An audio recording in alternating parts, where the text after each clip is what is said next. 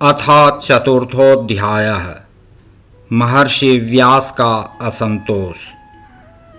व्यास जी कहते हैं, उस दीर्घकालीन सत्र में सम्मिलित हुए मुनियों में विद्यावयो वृद्ध कुलपति ऋग्वेदी शौनक जी ने सूत जी की पूर्वोक्त बात सुनकर उनकी प्रशंसा की और कहा। शौनक जी बोले, सूत जी, आप वक्ताओं में श्रेष्ठ हैं तथा बड़े भाग्यशाली हैं।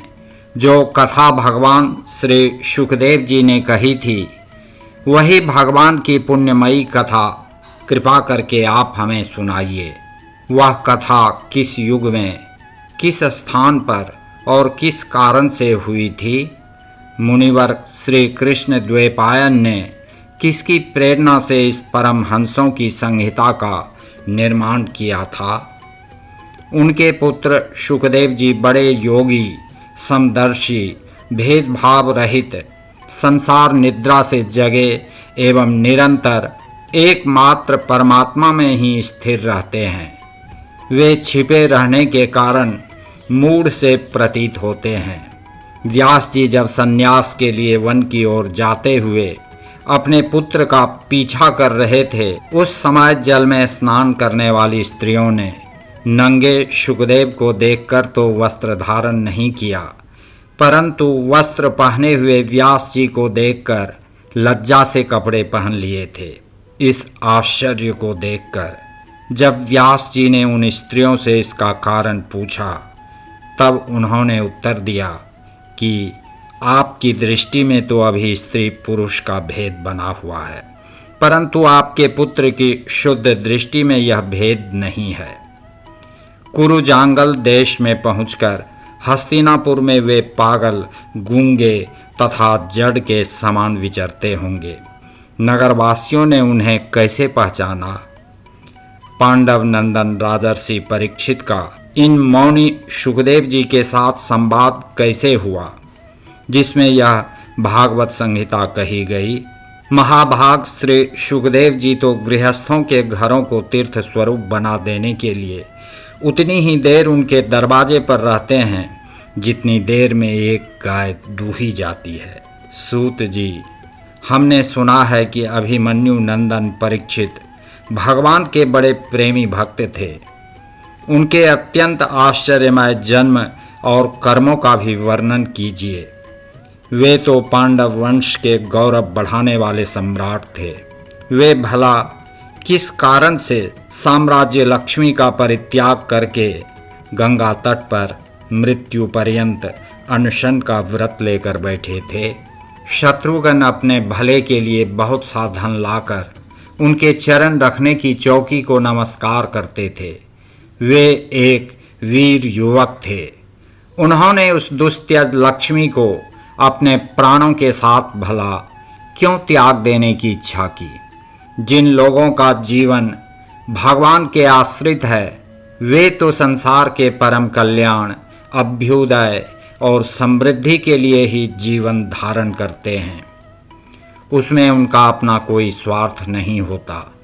उनका शरीर तो दूसरों के हित के लिए था। उन्होंने विरक्त होकर उसका परित्याग क्यों किया? वेदवाणी को छोड़कर अन्य समस्त शास्त्रों के आप पारदर्शी विद्वान हैं। सूत जी, इसलिए इस समय जो कुछ हमने आपसे पूछा है, वह सब कृपा करके हमें कहिए। सूत जी ने कहा, इस वर्तमान चतुर्युगी के तीसरे युग द्वापर में महर्षि पराशर के द्वारा वसुकन्या सत्यवती के गर्भ से भगवान के कलावतार योगीराज व्यास जी का जन्म हुआ। एक दिन वे सूर्योदय के समय सरस्वती के पवित्र जल में स्नान आदि करके एकांत पवित्र स्थान पर बैठे हुए थे। महर्षि भूत और भविष्य को जानते थे। उनकी दृष्टि अचूक थी। उन्होंने देखा कि जिसको लोग जान नहीं पाते, ऐसे समय के फेर से प्रत्येक युग में धर्म संकरता और उसके प्रभाव से भौतिक वस्तुओं की भी शक्ति का ह्रास होता रहता है। संसार के लोग श्रद्धाहीन और शक्ति रहित हो जाते हैं। उनकी बुद्धि कर्तव्य का ठीक ठीक निर्णय नहीं कर पाती और आयु भी कम हो जाती है। लोगों की इस भाग्यहीनता को देखकर उन मुनीश्वर ने अपनी दिव्य दृष्टि से समस्त वर्णों और आश्रमों का हित कैसे हो, इस पर विचार किया। उन्होंने सोचा कि वेदोक्त चातुर्होत्र कर्म लोगों का हृदय शुद्ध करने वाला है। इस दृष्टि से यज्ञों का विस्तार करने के लिए उन्होंने एक ही वेद के 4 विभाग कर दिए। व्यास जी के द्वारा ऋक्, यजुः, साम और अथर्व, इन 4 वेदों का उद्धार अर्थात पृथक्करण हुआ। इतिहास और पुराणों को 5वां वेद कहा जाता है। उनमें से ऋग्वेद के पैल, सामगान के विद्वान जैमिनी एवं यजुर्वेद के एकमात्र स्नातक वैशंपायन हुए। अथर्ववेद में प्रवीण हुए दरुण नंदन सुमंतु मुनि इतिहास और पुराणों के स्नातक मेरे पिता रोमहर्षण थे। इन पूर्वोक्त ऋषियों ने अपनी अपनी शाखा को और भी अनेक भागों में विभक्त कर दिया। इस प्रकार शिष्य, प्रशिष्य और उनके शिष्यों द्वारा वेदों की बहुत सी शाखाएं बन गईं।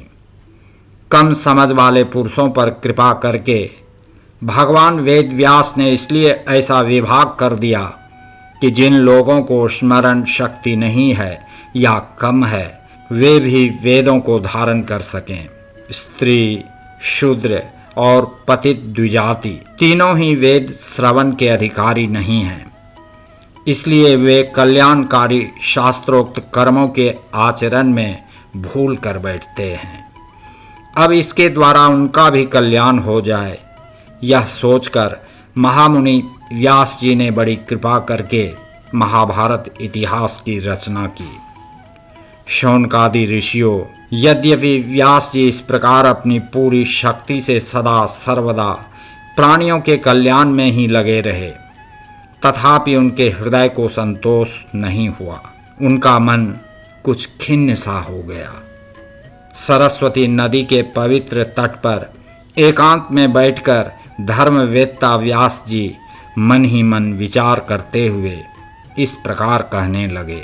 मैंने निष्कपट भाव से ब्रह्मचर्यादि व्रतों का पालन करते हुए वेद, गुरुजन और अग्नियों का सम्मान किया है और उनकी आज्ञा का पालन किया है।